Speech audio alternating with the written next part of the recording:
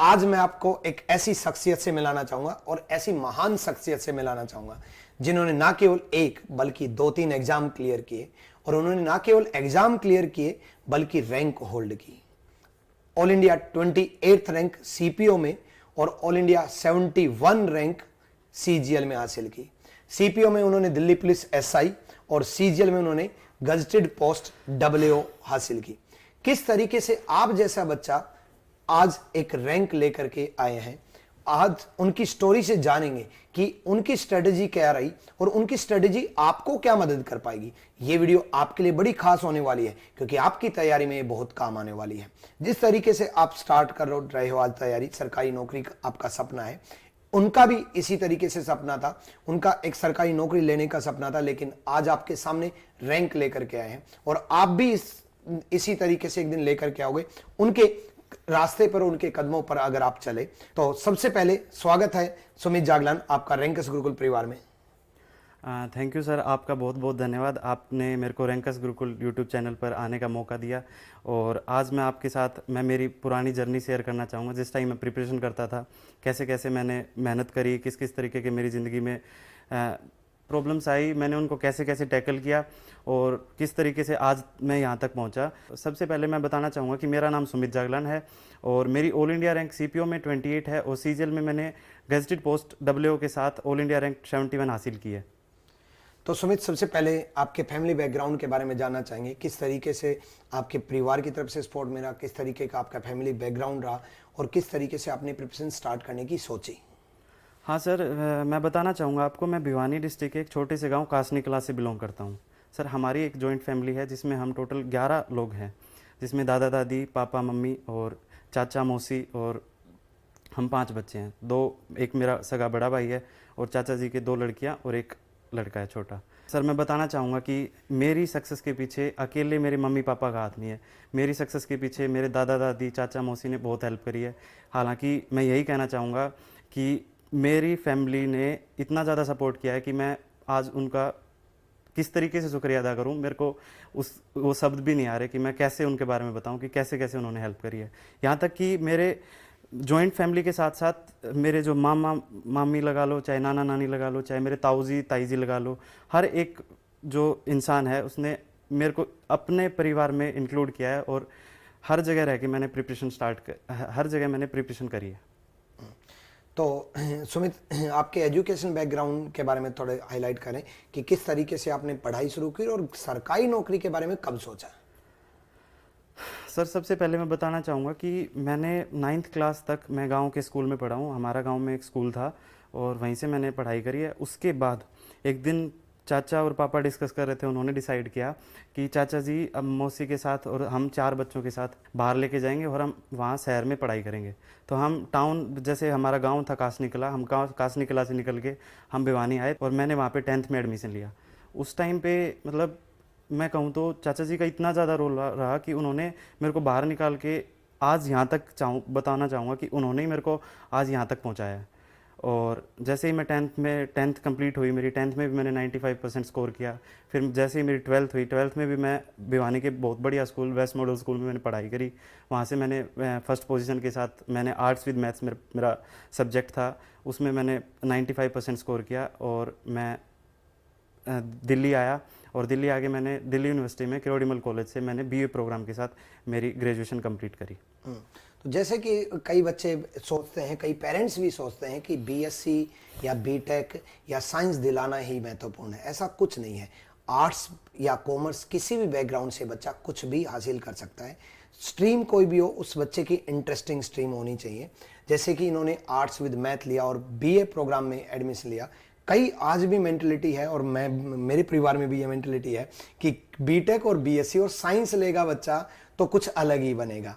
ये no doubt हर परिवार एक सोचता है, बट ऐसा नहीं है कि साइंस लेगा तो ही कुछ अलग बनेगा। आप किसी भी स्ट्रीम को लेकर के चल सकते हो और आप अपनी तैयारी कर सकते हो।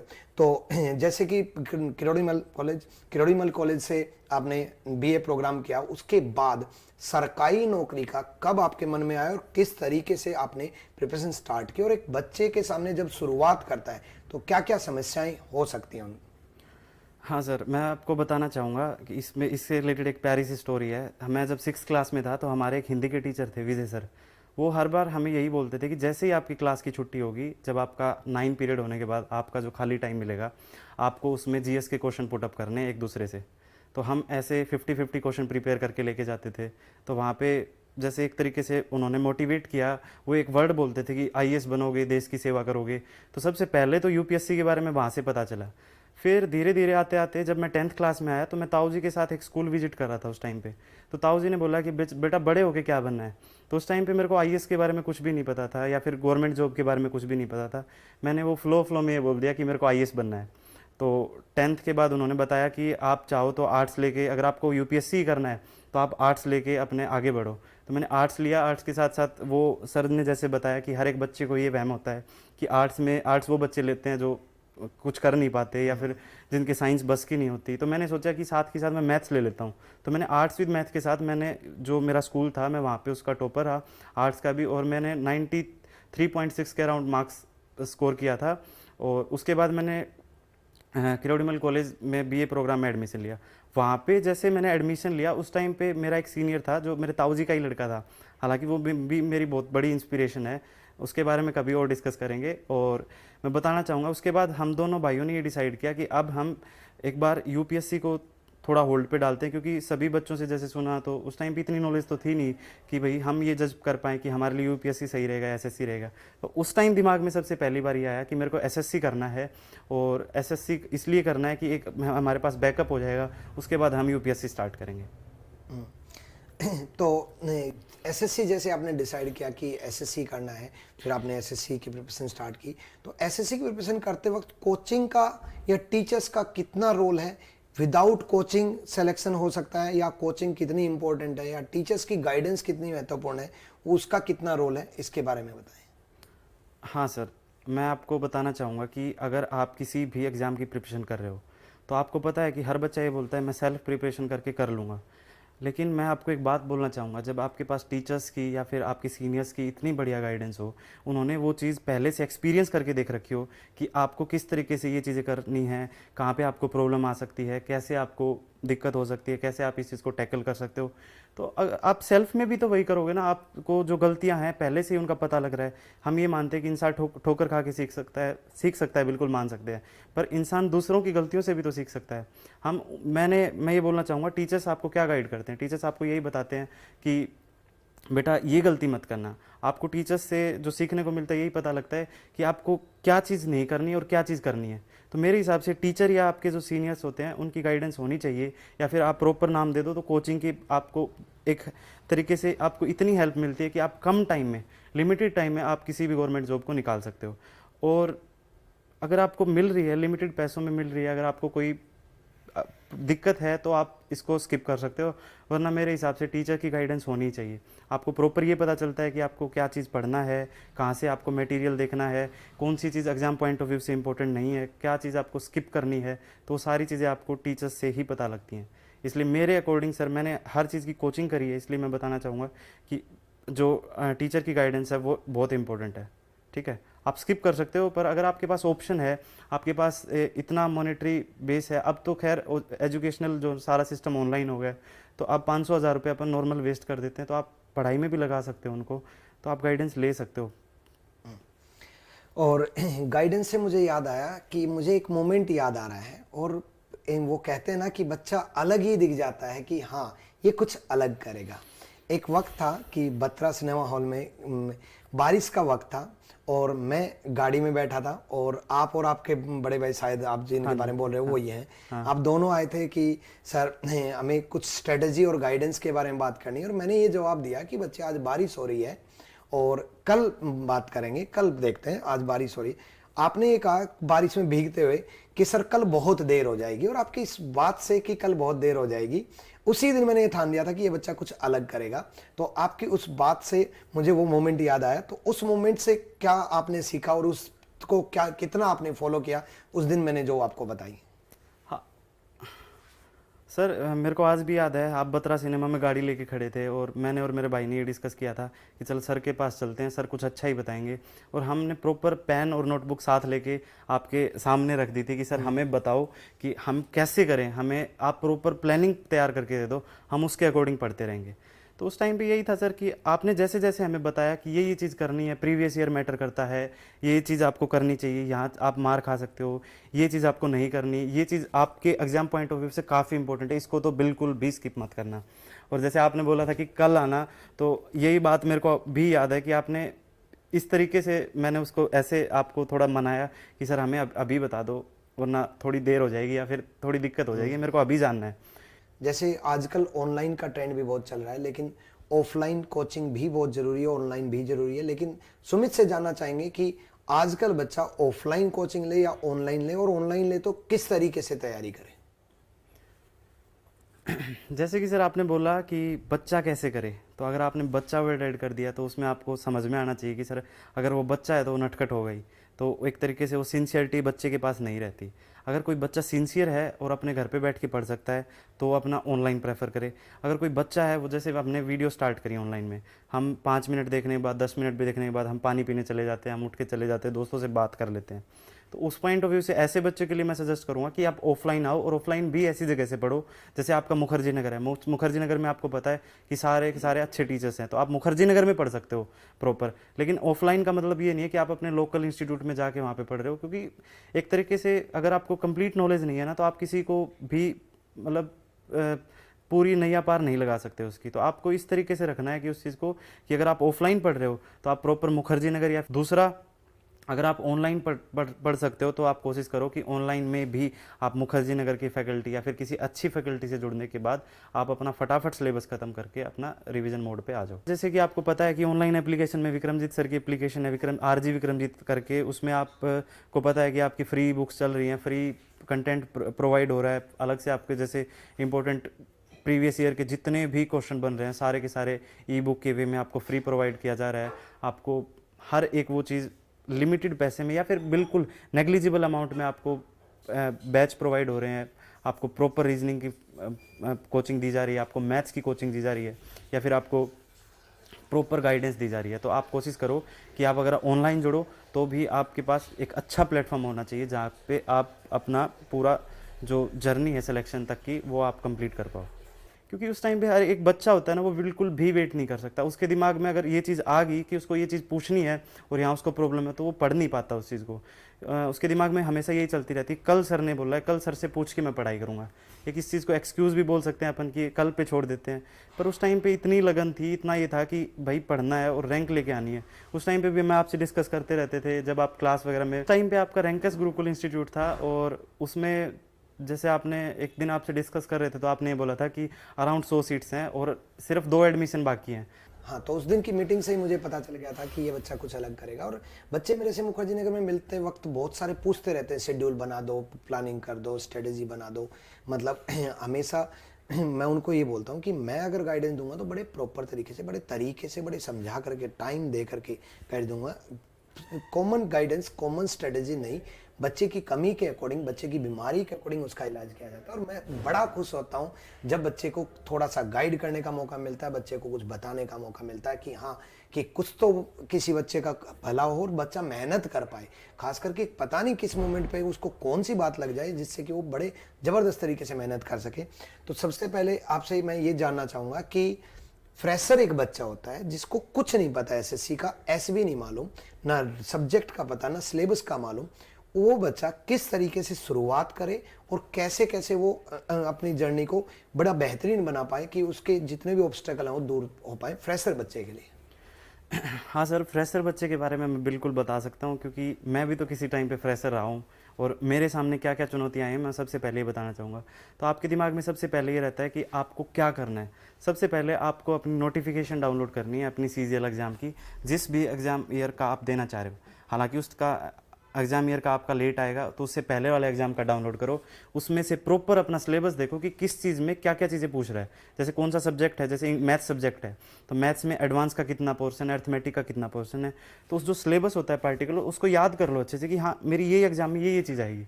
तो इस चीज़ का बेनिफिट क्या रहेगा, इस चीज़ का बेनिफिट ये रहेगा जब भी आप एग्ज़ाम में या फिर किसी भी कोचिंग में पढ़ते हो कि हाँ इस सिलेबस में ये आएगा, तो उस टाइम पे उस चीज़ को आप थोड़ा सा सीरियस लेते हो। तो सबसे पहले सिलेबस के बारे में पता करो। दूसरी चीज़ मैं कहना चाहूँगा, आप प्रॉपर किसी भी टीचर से या फिर किसी भी इंस्टीट्यूट में या फिर किसी भी बुक से अपना जो सिलेबस है उसको कंप्लीट करो। कंप्लीट करने के बाद देखो, सिलेबस कंप्लीट हर कोई बच्चा ये चाहता है कि उसका सिलेबस कंप्लीट हो जाए।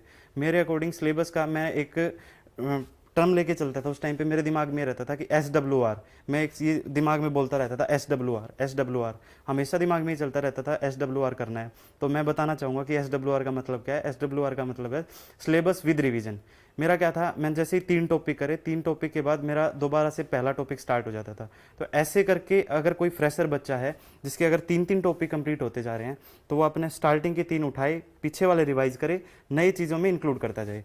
क्योंकि एसएससी का सिलेबस ऐसा है, चाहे किसी भी कम्पिटिटिव एग्जाम का सिलेबस उठा लो आप एक बार में कभी भी नहीं पढ़ सकते। आप पढ़ के देख लो, आप रीजनिंग पढ़ के देख लो, आप मैथ्स पढ़ के देख लो, आप 2 घंटे के अंदर या 3 घंटे के अंदर आपके दिमाग से उतरना स्टार्ट हो जाएगा। तो फ्रेशर बच्चे को सबसे पहले आप अपना सिलेबस कंप्लीट करना चाहिए। सिलेबस का मतलब है कि सिलेबस के साथ साथ उसका रिवीजन भी होना चाहिए।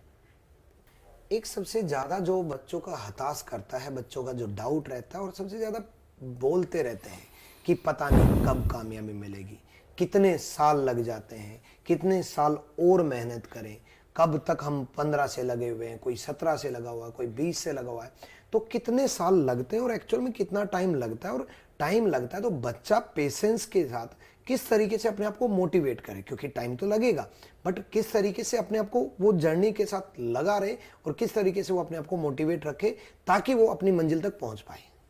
Yes sir. देखो सर, इस चीज़ के बारे में बताना चाहूँगा कि बच्चे दोनों जगह हैं। बच्चे अपने घर पे भी हैं और बच्चे यहाँ मुखर्जी नगर में भी हैं, और बच्चे अलग अलग जो टाउन्स हैं उनके जहाँ पे एजुकेशनल इंस्टीट्यूट है वहाँ भी रह रहे हैं, पीजी में रह रहे हैं, रूम्स में रह रहे हैं।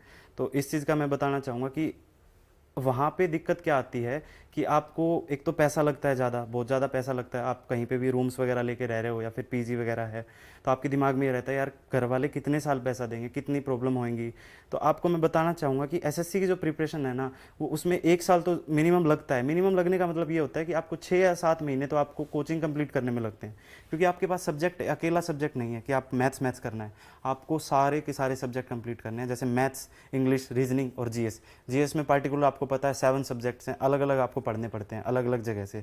और एक सब्जेक्ट जैसे ज्योग्राफी है, ज्योग्राफी में भी कंप्लीट आपको पढ़ना पड़ेगा। आपको सारी चीज़ें वो देखनी पड़ेंगी कि कैसे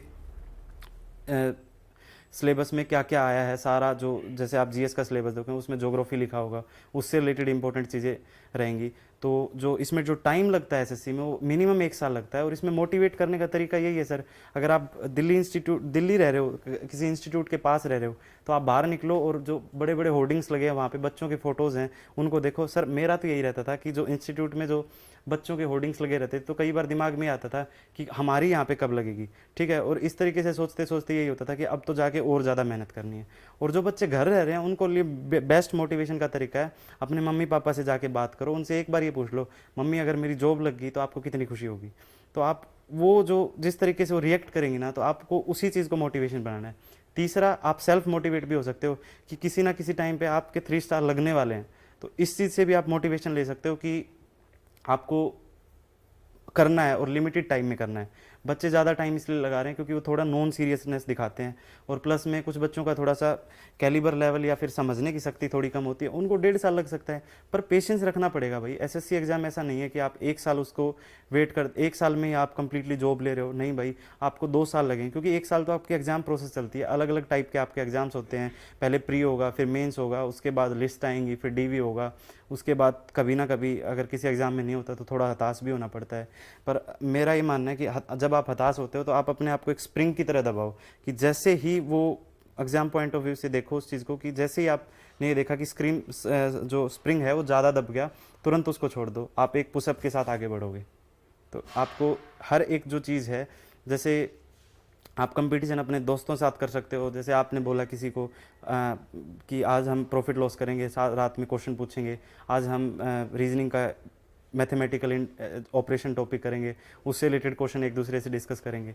तो आप ऐसे करके खुद को मोटिवेट रख सकते हो। और टाइम लगता है, देखो अगर कोई अच्छी चीज़ होगी ना, तो आपको पता है कि अच्छी चीज़ हमेशा टाइम लेती है, ठीक है। बुर्ज खलीफा बना है, वो एक दिन में नहीं बना, उसको बनने में सालों लगे हैं। इसलिए be motivated and be patient. जैसे कि आपने कहा कि मैंने आप लोगों को कहा कि 100 में से 2 ही सीट हैं और आप गुरुकुल में आ जाओ। तो मैं आपको बता दूं कि गुरुकुल में मैं हर साल बच्चों को रखता हूं, जिसमें बच्चों का बड़े तरीके से उनकी तैयारी करवाई जाती है। और उस टाइम मैंने इनको ये बोला कि 2 सीट हैं। तो गुरुकुल में जब आप आए तो गुरुकुल का सफ़र आपका कैसा रहा और रैंकर्स गुरुकुल में रह करके आपने किस तरीके से प्रिपरेशन की? सर मैं आपको बताना चाहूँगा, जैसे पहले बच्चा क्या करता है, दिल्ली मुखर्जी नगर रहता है, मुखर्जी नगर रह के वो ये सोचता है कि मैं एग्ज़ाम निकाल लूँगा। तो उस टाइम पे उसके यहाँ पे आता है तो उसके बहुत सारे दोस्त बन जाते हैं, अलग अलग टाइप के आपके जो सीनियर्स होते हैं आपको गाइड करते हैं। आपको हर तरीके से भटकना पड़ता है कि यार मैथ्स में क्या करूँ। मैथ्स में फिर आपको बताएंगे, आपने अगर 4 जगह से पूछा तो आपके 4 ओपिनियन आएंगे, ठीक है। तो अपना पहली चीज़ मैं बताना चाहूँगा कि आप अपनी जो गाइडेंस है वो लिमिटेड रखो। आप जगह जगह ये मत पूछो कि मेरे को क्या करना चाहिए, मैं कैसे क्या करूं, कैसे क्या करूं। अगर आप हर किसी से पूछोगे तो आप एक तरीके से वो 2 नाव में या 3 नाव में पैर आपके आ जाएंगे, तो आप कभी भी आप अपनी डेस्टिनेशन तक नहीं पहुंच सकते। इसलिए आपको बिल्कुल लिमिटेड रखना है। आपने अगर एक टीचर को मेंटर बना लिया तो वो अगर बताएंगे तो वो ओब्वियसली अच्छा बताएंगे। कभी भी कोई भी टीचर होता है वो अपना बेस्ट देता है, वो आपको यही चाहेगा कि आप अच्छे तरीके से कामयाब हो। हाँ, तो इस जर्नी में मैं बताना चाहूँगा कि मैं मुखर्जी नगर रहता था, इंदिरा विहार में रहता था। उस टाइम पे क्या था, दिमाग में एक ही चीज़ थी। जैसे दिमाग में आया एक दिन कि यार सुबह 6 बजे उठ के पढ़ना है, सुबह 6 बजे उठ के पढ़ना है। फिर अगले दिन भी यही सोचा कि आज भी 6 बजे उठूंगा। पर वो सोचते सोचते थे रात को 2 बजे 3 बजे पराठे खा के आ रहे हैं, उसके बाद आके सो गए तो दिन में 2 बजे जागा रही है, 11 बजे जागा रही है, 12 बजे जागा रही है। उठ के नहाने धोने में फिर बतरा निकल गया, चाय पीने में टाइम लगा दिया। तो इस तरीके से दिमाग में ये रहता है कि यार पढ़ाई तो हो रही है, ऑब्वियसली पढ़ाई मुखर्जी नगर भी होगी आपकी। ऐसा नहीं है कि आप मुखर्जी नगर नहीं पढ़ोगे, पढ़ोगे, पर आपको हर दिन ये सेल्फ डाउट रहेगा कि आप क्या कर रहे हो। लेकिन जैसे ही हमें ये पता चला कि रैंकर्स गुरुकुल है तो मैं उस इंस्टीट्यूट में गए, हमने विजिट किया, हमने देखा कि बच्चे रह रहे हैं प्रॉपर, और हर स्टेट से बच्चे रह रहे हैं और इतना मिलजुल के रह रहे हैं वहाँ पे। एक तरीके से ये लगा लो सबका खाना इकट्ठा बनता है। विक्रम सर भी उस टाइम पे वहीं खाना खाते थे, तब शादी नहीं हुई थी सर की। तो मतलब इतनी हेल्प करी गुरुकुल में जाके, सुबह 6 बजे उठे, प्रॉपर रूटीन बनाया, क्लासेस करी, देखा कि हाँ यार इस तरीके से बच्चे पढ़ रहे हैं। तो उस टाइम पे हमारे सीनियर्स हुआ करते थे, आपको पता है आदित्य सर जो अभी पढ़ा रहे हैं, उस टाइम पे वो लगा लो हमसे 1 साल पहले से वो वहाँ पे रह रहे थे। और वहाँ पे ऐसे वो बच्चों के डाउट भी लेते थे। उस टाइम पे जैसे हमारा टेस्ट होता था वीकली, उसके बारे में भी हमें जो उसका एनालिसिस होता है वो करवा के देते थे। तो वहाँ से भी काफ़ी सीखने को मिला। और भी बच्चे जितने भी सीनियर्स थे, जैसे विक्रम सर हैं वो अभी सेलेक्ट हुए हैं आपके सीजीएल में दोबारा से, और भी बहुत सारे थे जो हमारे सीनियर्स थे, उन्होंने भी बहुत अच्छे तरीके से गाइड किया। और भी टीचर्स आते थे, बताते रहते थे, हम उनसे सीखते थे। पर हमारा जो मेंटर था हमने वो लिमिटेड रखा। और आपको भी मैं ये कहूँगा, अगर आप किसी भी टीचर को अगर आप फॉलो करते हो तो उस पर विश्वास रखो और ये मान के चलो कि वही आपको आपकी फाइनल डेस्टिनेशन तक पहुँचाएंगे। तो अब हम सब्जेक्ट वाइज स्ट्रेटेजी के बारे में जानना चाहेंगे कि मैथ्स की स्ट्रेटेजी इनकी क्या रही और मैथ्स में किस तरीके से इन्होंने तैयारी की। तो मैथ्स के बारे में बताएं कि किस तरीके से बच्चा बिल्कुल 0 से लेकर के बहुत अच्छे मार्क्स तक जा सकता है। फर्स्ट ऑफ ऑल मैं आपको बताना चाहूँगा कि मैंने जैसे बोला स्टार्टिंग में कि आपको सबसे पहले सिलेबस देखना है। आपने मैथ्स का सिलेबस देखा, मैथ्स के सिलेबस को 2 पार्ट में डिवाइड किया, अरिथमेटिक और एडवांस। उसमें आपने अलग अलग जो है ना चैप्टर्स देखे कि कैसे कैसे आपके चैप्टर्स हैं, किस किस तरीके से आपको मेहनत करनी है, किस में से आपके ज़्यादा क्वेश्चन आ रहे हैं, किस में से आपके कम क्वेश्चन आ रहे हैं। तो आपको ये चीज़ देखनी पड़ेगी। उसके बाद आप अगर कोई भी मैथ्स का टॉपिक है, अगर आप वो सेल्फ करने बैठोगे तो उसमें बहुत ज़्यादा टाइम लगेगा। तो आप सबसे पहले किसी भी टीचर से जो आपको अच्छा लगता हो, जैसे भी आपको पसंद हो, आप उनसे कोचिंग लीजिए। कोचिंग लेने के बाद आपको एक चीज़ ध्यान रखनी है, जो मेरा पॉइंट ऑफ व्यू है, कि आप जैसे ही आपके 3 टॉपिक कंप्लीट हो जाएं उसके बाद आप उनको रिवीजन मोड पे लगा दो, SWR मोड पे लगा दो। SWR का मतलब यही है कि जैसे ही आपके 3 टॉपिक हुए आपको पीछे का रिवाइज करता रहना है। क्योंकि मैथ्स का ऐसा रहता है कि मैथ्स को आप एक बार में कभी भी नहीं समझ सकते, आपको 2 से 3 टाइम उस चीज़ को रिवाइज करना पड़ेगा, ठीक है। तो आपको मैथ्स की स्ट्रेटजी में मैं बोलना चाहूँगा कि अपना फटाफट सिलेबस करो। उसके साथ साथ जैसे ही आपका सिलेबस कंप्लीट हो, साथ उसके बाद आप अपना चैप्टर वाइज जो क्वेश्चंस हैं चैप्टर वाइज हर एक टॉपिक के, वो फटाफट लगा दो। और TCS पैटर्न पर लेटेस्ट आपको पता है कि 2018 से अभी कंटिन्यू चीज़ें चल रही हैं आपका टीसीएस पैटर्न बेस्ड, तो आपको उस चीज़ को आगे बढ़ाते हुए उसमें जो क्वेश्चन आते हैं कैसे कैसे आपका प्रीवियस ईयर इंप्रूव कर, आपको पता है कैलकुलेशन से रिलेटेड ज़्यादा क्वेश्चन आ रहे हैं, तो आप अपनी कैलकुलेशंस को इंप्रूव कर सकते हो। रेगुलर आधा घंटा कैलकुलेशन को दो, या फिर अपने फ़ोन में जैसे आप ऐप्स वगैरह डाउनलोड करते हो तो उसमें मैथ्स की एप्लीकेशन डाउनलोड कर लो। आप मल्टीप्लाई कर सकते हो, 99 मल्टीप्लाई में 88, इस तरीके से आप अपने मल्टीप्लाई करके देखते रहो। कुछ ऐसे इंपॉर्टेंट शॉर्ट ट्रिक्स होती है वो सीख सकते हो। तो आपकी कैलकुलेशन किस तरीके से फास्ट हुई या कैलकुलेशन किस तरीके से फास्ट कर सकते हैं, ये सबसे बड़ा क्वेश्चन होता है कि कैलकुलेशन तेज कैसे करें। सर मेरा तरीका यही था कि मैं आधे घंटे हर चीज़ को प्रैक्टिस करता था। जैसे मैंने बताया, मैं वोकैब था, वोकैब को भी लिख के देखता था, मैं हर चीज़ को लिख के देखता था। मेरा ये मानना था कि मैं अगर लिख के देखूँगा तो मेरे को वो चीज़ याद रहेगी। और हमारे जैसे बड़े बुजुर्ग भी बोलते हैं कि कोई चीज़ याद नहीं हो रही तो उसको लिख के देख ले, चाहे आपने टीचर्स बोल लो, तो हर कोई यही फोकस करता है कि आपको अगर आपने वो चीज़ लिख के देख ली तो आपको याद हो जाएगी। मैं कैलकुलेशन के बारे में बताऊं तो कैलकुलेशन में लिख के प्रैक्टिस करता था। मैं मल्टीप्लाई देता था, मेरे को क्वेश्चन दे लेता था कि आधे घंटे तक मेरे को कैलकुलेशन करनी है, तो मैं से दे दिया 999 मल्टीप्लाई बाई 888, इस तरीके से दे दिया 987 मल्टीप्लाई बाई 674, इस तरीके से क्वेश्चन दिए, अलग अलग क्वेश्चन दिए, उनका अलग अलग आंसर निकाला, फिर कैलकुलेशन पे जाके मैच किया। मैंने कोई भी ज़्यादा शॉर्ट ट्रिक नहीं अपनाई। मैंने सर 25 तक स्क्वायर्स याद किए, 25 तक क्यूब्स याद किए, उसके साथ जितनी भी इंपॉर्टेंट कैलकुलेशन थी वो हाथ से इतनी स्ट्रॉन्ग कर ली कि मेरे को किसी शॉर्ट ट्रिक की नीड ही नहीं पड़ी। तो यही रहा सर। बहुत बहुत बढ़िया। और जैसे कि मैं हर वीडियो में बोलता हूं कि आपको 30 तक के स्क्वायर, 30 तक की क्यूब और 30 तक के टेबल्स टिप्स पे याद होने चाहिए, जैसे इन्होंने भी किए। इन्होंने भी बताया कि 25 तक क्यूब, 25 तक स्क्वायर और 25 तक टेबल्स याद किए। इस तरीके से आपको भी याद करने पड़ेंगे। और इन्होंने कहा ना कि लिख लिख करके देखा, तो मैं किसी और वीडियो में आपको एक चीज दिखाऊंगा, एक चीज बताऊंगा, और वो दिखा करके बड़ी खुशी महसूस होगी। आपको क्या लगता है कि आप मेहनत कर रहे हो, आपको क्या लगता है कि आप पढ़ाई कर रहे हो, आपको क्या लगता है कि आप 4-5 घंटे पढ़ करके आपने बड़ा पहाड़ तोड़ दिया।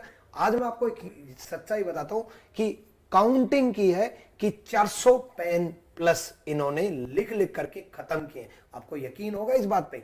वो 400 जो पेन है, वो खत्म होने का जो बंडल है, वो आपको दिखाएंगे, है ना, वो एक अलग वीडियो में दिखाएंगे।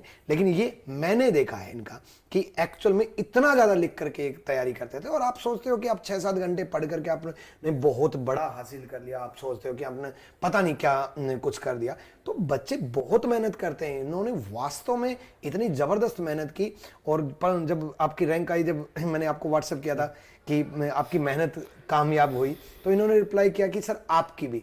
मतलब वो मैसेज पढ़ करके ना दिल इतना खुश हो गया कि वास्तव में कि यार, मतलब बच्चा जब कामयाब होता है ना, जो इतनी खुशी मिलती है कि आप भी इसी तरीके से कामयाब हो सकते हो। बस आप मेहनत बहुत ज्यादा करना, हद से ज्यादा करना, बेइंतहा करना। तो जैसा कि सर ने बताया कि मैंने 400 पेन खाली किए हैं, भाई बिल्कुल किए हैं भाई। सबसे पहले क्या था, जैसे मैं मुखर्जी नगर आया तो मेरे को सबसे पहले मैंने लाइब्रेरी ज्वाइन करी। लाइब्रेरी ज्वाइन करते ही मैं बुक्स वगैरह लेके आया, मेरा सिलेबस मैंने कंप्लीट कर लिया था। लाइब्रेरी ज्वाइन करके जब मैं वहाँ पे बैठता तो बच्चे देख रहे थे सारे मेहनत कर रहे हैं पेन से, नोटबुक लेके अलग से। तो मुखर्जी नगर में एक 50 रुपीज़ की नोटबुक आती है, वो काफ़ी बड़ी आती है और उसके येलो पेजेस हैं। तो 2-3 नोटबुक को खरीद के लेके आया और ये लगा था कि यार 2-3 नोटबुक में है ना मेरा काफ़ी अच्छा टाइम चला जाएगा, कि भाई मैं 2-3 नोटबुक तो ये लगा लो 6-7 महीने यूज़ कर ही लूँगा। फिर एक दिन क्या हुआ, मैं पेन लेके आया और मैंने वो पेन एक दिन में ख़त्म कर दिया। चाहे मैंने नोट्स बनाए या कुछ भी किया, मैंने पूरा पेन ख़त्म कर दिया सुबह से लेके शाम तक। तो उस दिन मेरी ये मोटिवेशन बनी और एक तरीके से मैं ये बोल सकता हूँ मेरी हॉबी बन गई कि अब मेरे को डेली का एक पेन ख़त्म करना है। तो इस तरीके से मैंने हर रोज़ एक पेन ख़त्म किया और अराउंड आज मेरे पास 400 से भी ज़्यादा पेन है। और मेरे घर वाले ये बोलते थे, जैसे घर पे जैसे लॉकडाउन में प्रिपरेशन करता था उस टाइम पे ये बोलते थे कि नोटबुक न खावा है के करा इनका, इतनी सारी नोटबुक भर दी तने के कराई भी इनका हम। तो इस तरीके से वो मतलब इस तरीके से जैसे मैं बोलता था कि ये कभी ना कभी तो ये रिज़ल्ट देंगी, तो आज वो रिज़ल्ट आप सबके सामने है भाई। और हैं भाई वो 400 पेन की एक वीडियो जल्दी से जल्दी आने वाली है आपके लिए। आप देख के, मेरे को पता है भाई हर एक बच्चा है ना इतना ज़्यादा मोटिवेट हो जाएगा देख के कि यार मेहनत हो तो ऐसी हो। आगे मैं जानना चाहूंगा कि रीजनिंग की स्ट्रेटेजी आपकी क्या रही, किस तरीके से आपने रीजनिंग की तैयारी की। और रीजनिंग में अब तो रीजनिंग मेंस में आ चुकी है, तो रीजनिंग अब बहुत महत्वपूर्ण रोल अदा कर रही है। लेकिन रीजनिंग पहले मेंस में नहीं भी आती थी तब, या अब मेंस में आने लगी तब, क्या स्ट्रेटेजी डिफरेंट रहेगी और आपने किस तरीके से तैयारी की? सर मैं रीजनिंग के बारे में बताना चाहूँगा। जैसे रीजनिंग का हमने स्टार्ट किया तो मैंने बताया कि मुखर्जी नगर में सबसे पहले टीचर आपसे ही हमने गाइडेंस ली, हमने जानना कि कैसे कैसे चीज़ों को करना है। तो तो रीजनिंग का मतलब ये नहीं होता अगर आप किसी से रीजनिंग पढ़ रहे हो तो आप प्रॉपर, जैसे आपने ही बताया था कि आप चाहे हिस्ट्री के टीचर से गाइडेंस लो, चाहे किसी भी टीचर से गाइडेंस लो, तो इसका मतलब ये नहीं है कि आप उससे हिस्ट्री का भी पूछ सकते हो। अब बच्चे हैं ये पूछते हैं कि मान लो मेरे से पूछ रहे हैं कि मैंने सीजीएल में सिलेक्शन कैसे लिया। अब मैं बता तो सीएचएसएल का भी सकता हूँ ना सर। जैसे आपने 2012 में प्रिपरेशन करी, आपने वो घाट घाट का पानी पी रखा है जहाँ पे आपको ये पता है कि बच्चा यहाँ गलती कर सकता है। तो इस चीज़ में मैं बोलना चाहूँगा कि सर सबसे पहले रीजनिंग की मैंने कोचिंग कंप्लीट करी। कोचिंग कंप्लीट करते ही मैंने, जैसे उस टाइम पे आपकी एक रीजनिंग गुरु करके बुक आती थी सर की चैप्टर वाइज, वो फटाफट वो लगाई, और जैसे ही सिलेबस कंप्लीट हुआ मॉक टेस्ट पे शिफ्ट हो गया। सर उस टाइम पे भी यही फोकस करते थे कि बच्चे आप सिलेबस कंप्लीट करो, मेरे यहाँ से सिलेबस कंप्लीट करते ही अपने मॉक टेस्ट पे ज़्यादा से ज़्यादा स्विच करो। इस चीज़ पे सर का इतना फोकस रहता था कि बेटा मॉक टेस्ट कोचिंग होगी कंप्लीट होगी तो अब मॉक टेस्ट लगाना है। अगर आपने मॉक टेस्ट छोड़ दिया तो आप रीजनिंग को पीछे छोड़ते जा रहे हो। बच्चे ये बोलते हैं रीजनिंग घर पे बैठ के भी हो जाती है, बिल्कुल हो जाती है भाई। 50 आउट ऑफ 50 कभी नहीं आते भाई। आप घर बैठ के अगर कोई भी चीज़ कर रहे हो आप कर सकते हो, आपको इतनी ज़्यादा जी जान चाहिए उसके लिए। अगर आपको सिंपल स्टेप्स में आपको कोई क्वेश्चन आपका 30 सेकंड में हो रहा है तो why student you go for that. आप इसके पीछे जा सकते हो भाई, आप टीचर से गाइड करके टीचर की गाइडेंस लेके उसके पीछे जा सकते हो। मैं तो ये बोलूँगा कि उस टाइम पे जब से आपसे मीटिंग हुई तो हमें ये आइडिया लग गया था कि भाई हमें सीजीएल को कैसे करेक्ट करना है या फिर सीपीओ को कैसे करेक्ट करना है। सीपीओ तो सर बाद में हमारा एक मोटिव बना क्योंकि सीजीएल प्रॉपर तरीके से रिजल्ट नहीं दे रहा था, तो सीपीओ के ऊपर स्विच करना पड़ा। और यही बोलना चाहूँगा कि सर रीजनिंग अभी तो, पहले तो सर आपका प्रीलिम्स की बात थी, अब मेंस के ऊपर भी सर आपको पता है सर रीजनिंग के मैथ्स के इक्विवेलेंट जो है ना आपका रीजनिंग आ रहा है अब। तो अब बच्चे आपको बहुत ज़्यादा मेहनत करनी पड़ेगी और रीजनिंग में। और रीजनिंग का ऐसा है, आप कुछ टॉपिक ऐसे होते हैं जैसे कैलेंडर हो गया, सिलोगिज्म हो गया, बच्चों को बहुत टाइम लगता है इसमें और बच्चे अलग अलग तरीके से सीखने की कोशिश करते हैं।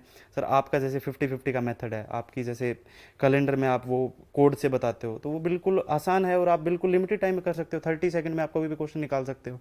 सर का सीटिंग अरेंजमेंट का तरीका है, सीटिंग अरेंजमेंट दी बेस्ट करवाते हैं सर। सीटिंग अरेंजमेंट में आपको यही पता नहीं रहता कि आपको किस तरीके से कैसे मैनेज करना है, कौन सा लेफ्ट है कौन सा राइट है। तो भाई ये चीज़ अगर आपको एक सिंपल स्टेप में क्लियर हो रही है तो आप, मेरे हिसाब से सर, चाहे रीजनिंग बोलो चाहे कोई भी सब्जेक्ट बोलो, अगर आपके सामने एक टीचर है और एक मेंटर है तो आपको उस चीज़ के ऊपर जाना चाहिए। तो अभी जैसे मेंस में आपको पता ही है रीजनिंग आ रही है, आपको पता है बिल्कुल इक्विवेलेंट मार्क्स है। जीएस को बच्चा प्रेफर नहीं करता था, जीएस के बारे में सोचता था कि उसको जीएस कैसे करनी है और मतलब कैसे करनी है क्या, बच्चे तो करते भी नहीं थे। बट अब सर आप बच्चों को पता लग गया कि मैथ्स और इंग्लिश से काम नहीं चलने वाला, अब आपको जीएस को और रीजनिंग को भी टाइम देना पड़ेगा। तो यही है सर। तो जैसे कि आपने कहा कि जीएस बच्चे करते भी नहीं हैं और सच बात है कि जीएस को इस तरीके से नकार दिया जाता है कि जीएस पता नहीं होगी कि नहीं है, तो जीएस में इतने सारे सब्जेक्ट है ना। लेकिन मैं हमेशा ये बोलता हूँ जीएस किंग मेकर थी, किंग मेकर है और किंग मेकर रहेगी। ये बात जिस बच्चे ने माइंड में सेट कर लिया वो हर सब्जेक्ट को सीरियस लेगा, क्योंकि जो जीएस को, मैथ्स और इंग्लिश को हर कोई सीरियस लेता है और अब तो सारे सब्जेक्ट बराबर हो गए। धीरे धीरे हर एग्जाम में सारे सब्जेक्ट बराबर हो जाएंगे, तो आप हर सब्जेक्ट की तैयारी करो। तो जीएस का, और आपका जैसे आपने कहा यूपीएससी शुरू में इंटरेस्ट था, तो जीएस के बारे में आप डिटेल में बताएं कि जीएस बच्चा किस तरीके से अपने आप को बड़े बेहतरीन बना सके अपने, और जीएस किस तरीके से वो स्ट्रॉन्ग करे। सर उस टाइम पे जैसे हम प्रिपरेशन करते थे उस टाइम पे यही लगता था, जैसे हमें भी यही लगता था कि मैथ्स और इंग्लिश करना है क्योंकि मेंस में मैथ्स और इंग्लिश आ रहे हैं। पर एक दिन बैठ के मैंने और मेरे भाई ने डिस्कस किया कि यार मैथ्स में और इंग्लिश में तो सब बच्चा नंबर ले रहा है, दिक्कत आएगी रीजनिंग की और जीएस की। अब रीजनिंग में भी हम सर के साथ थे तो हमें ये पता था कि रीजनिंग में भी हम अच्छा खासा स्कोर कर लेंगे। फिर बचा हमारा जीएस सब्जेक्ट। पार्टिकुलरली जब भी आप पढ़ाई करते हो तो आप चारों सब्जेक्ट एक साथ नहीं कर पाते हो, आप पार्टिकुलरली उनका डे डिसाइड कर सकते हो या फिर पहले 2 सब्जेक्ट कंप्लीट करके बाद में 2 सब्जेक्ट कर सकते हो। तो जीएस पहले मैं बोलना चाहूँगा कि जीएस में पहले भी सभी को पता था 7 सब्जेक्ट आते, बच्चे नहीं करते थे और बच्चों को लगता था कि, अभी भी लगता है खैर, एसएससी की जीएस बिल्कुल अनप्रेडिक्टेबल है। अनप्रेडिक्टेबल है भाई, पर ऐसे भी तो क्वेश्चन है जो आपके बिल्कुल प्रेडिक्टेबल हैं। और आप जैसे साथ के साथ 3 सब्जेक्ट पढ़ रहे हो तो आपको जीएस को भी पढ़ना पड़ेगा भाई। जीएस में जैसे 7 सब्जेक्ट हैं, ज्योग्राफी है, पॉलिटी है। मेरा क्या मानना था सर, मैंने प्रॉपर, जैसे मेरे को ये था कि मेरे को यूपीएससी करना है तो मैंने सबसे पहले हर एक जो टॉपिक था उसके प्रॉपर नोट्स बनाए। मैंने ज्योग्राफी के अलग से नोट्स बनाए, मैंने पॉलिटी के अलग से नोट्स बनाए, अलग अलग जगह से उनको कंपाइल करके फिर एसएससी के पॉइंट ऑफ व्यू से देखा कि कौन सा कितना इंपॉर्टेंट है। थोड़ा सा इस तरीके से भी रखा कि कल को यूपीएससी ईपीएफओ देना पड़ जाए, यूपीएससी असिस्टेंट कमांडेंट देना पड़ जाए, उस तरीके से मेरे नोट्स थोड़े कंपाइल किए। हर वो जीएस का पॉइंट इंक्लूड करने की कोशिश करी जो आपके एग्जाम पॉइंट ऑफ व्यू से इंपॉर्टेंट है। हाँ, अगर आपको यूपीएससी वगैरह में नहीं जाना है तो मैं आपको यही बोलूँगा कि यूपीएससी तो अलग चीज़ होगी। उसमें मैं एसएससी के बारे में बताना चाहूँगा। एसएससी की जीएस पहले तो ये था कि आप एक बुक से कर सकते थे, और वो मैं रिकमेंड करूँगा अगर कोई बच्चा अगर प्रीलिम्स के लिए करना चाहे तो मैं अरिहंत की मनोहर पांडे नाम की एक बुक आती है, मैंने वहाँ से आप मेरी सारी जीएस कंप्लीट करी, रिवाइज किया, और ये देखा कि एसएससी जो लगभग क्वेश्चन है आपके 70% या 80% क्वेश्चन है जो आपके प्रेडिक्टेबल हैं, जो मैं ये नहीं कहूँगा कि जो अनप्रेडिक्टेबल है वो भी उसमें नहीं, जो आपके प्रेडिक्टेबल क्वेश्चन है वो आपके मनोहर पांडे बुक से आ रहे हैं और वो फंस रहे हैं, तो आप उस बुक को फॉलो कर सकते हो। पर अभी मेरा सजेशन यही रहेगा कि अगर बच्चे आप पढ़ ही रहे हो तो आप जीएस को बिल्कुल लिमिटेड वे में क्यों पढ़ रहे हो।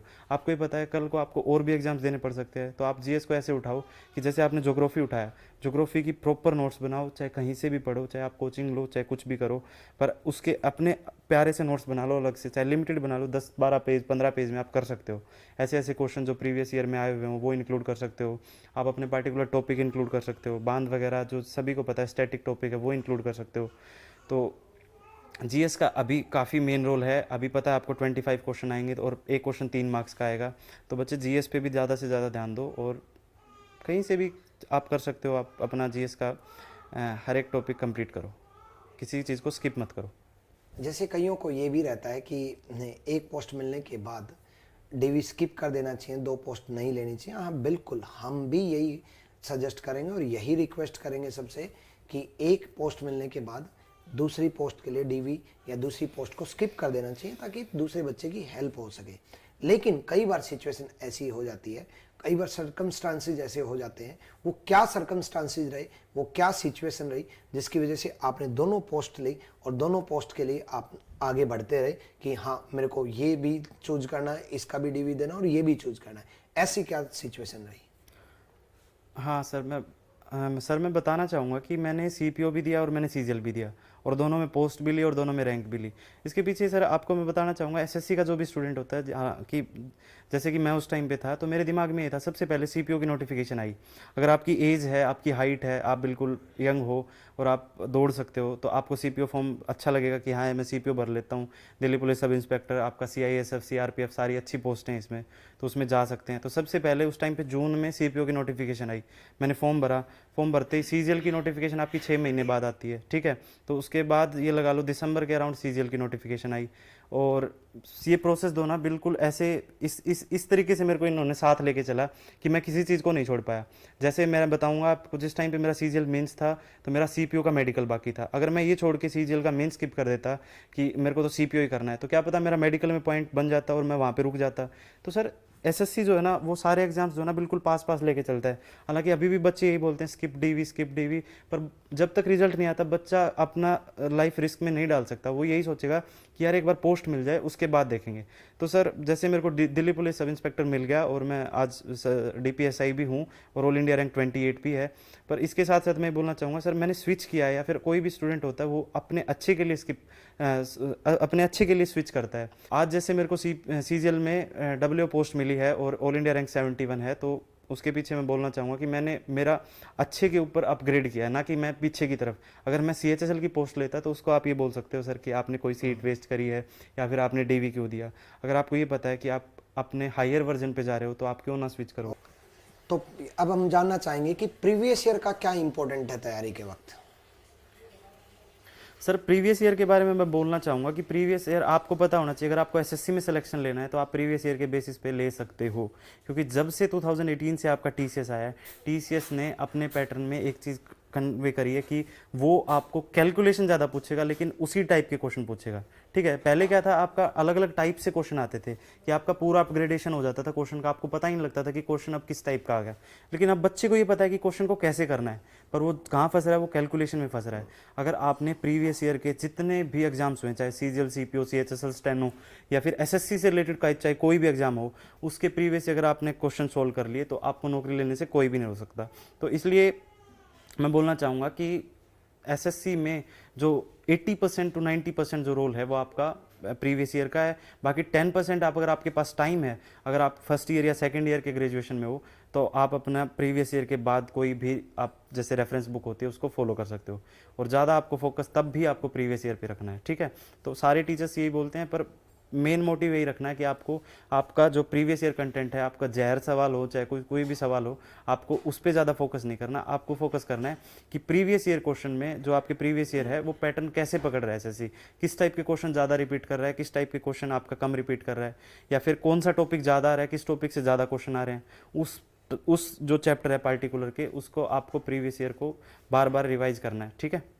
ऑनलाइन का जिक्र किया, मुझे ना हमेशा से एक आदत रहती है कि कुछ डिफरेंट करना, कुछ डिफरेंट करना, कुछ अलग सोचना, बच्चे की भलाई करना।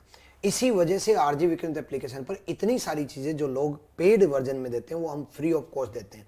फ्री ऑफ कॉस्ट आपको 2022 के सारे क्वेश्चन मिलेंगे, ना केवल रीजनिंग बल्कि मैथ्स की ई बुक, मैथ्स की ब्रह्मास्त्र बुक, आपके इंग्लिश की ई बुक, इंग्लिश के सॉल्यूशन के साथ ई बुक, ये सब फ्री ऑफ कॉस्ट।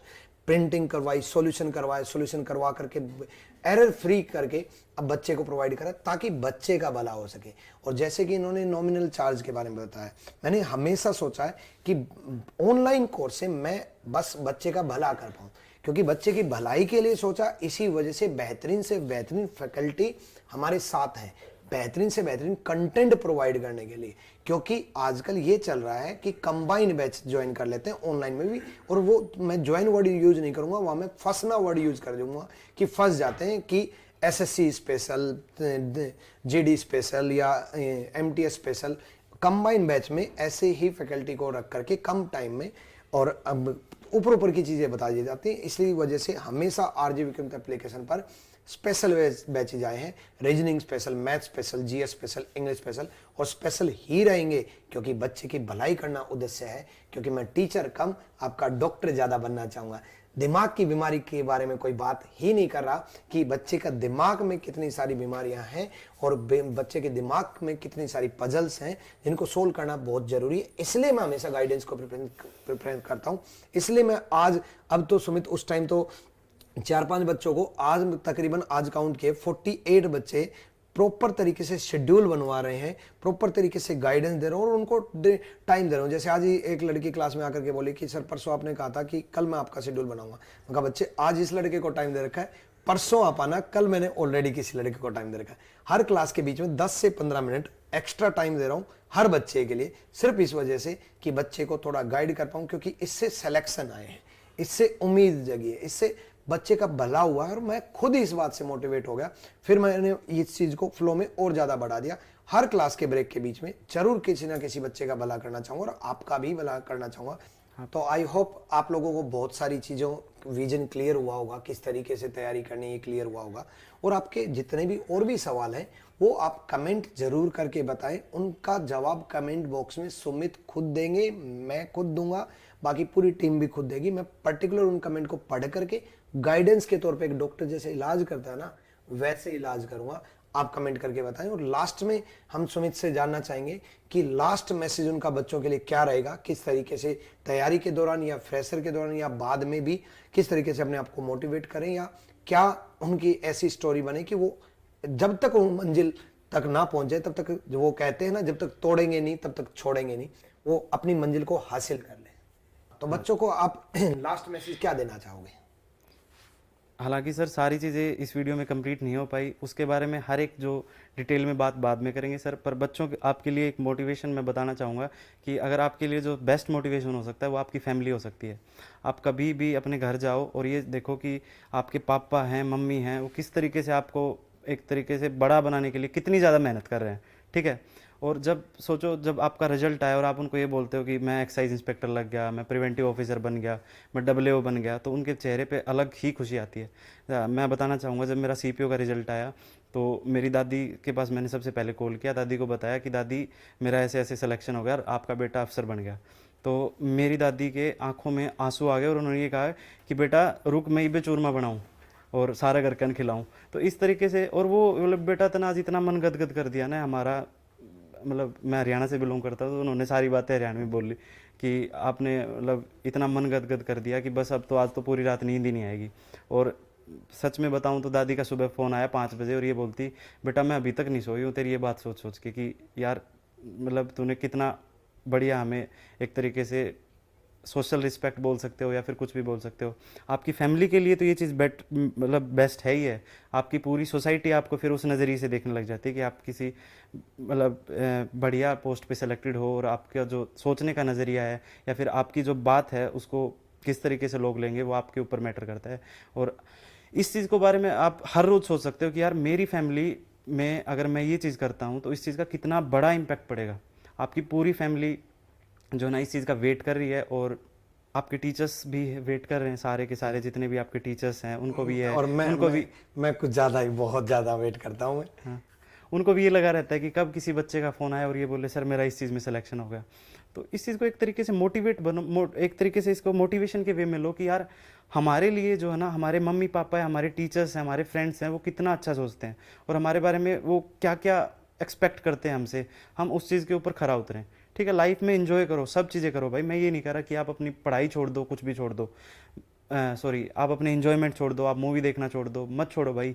लेकिन 6 जो आपका वीक होता है पूरा 7 दिन का होता है, 6 दिन इतनी ज़्यादा मेहनत कर दो कि 7वें दिन आपको ये लगे कि यार अब जो दिमाग में जो पड़ा है ना, उस चीज़ को सेटल करने के लिए थोड़ा सा टाइम चाहिए।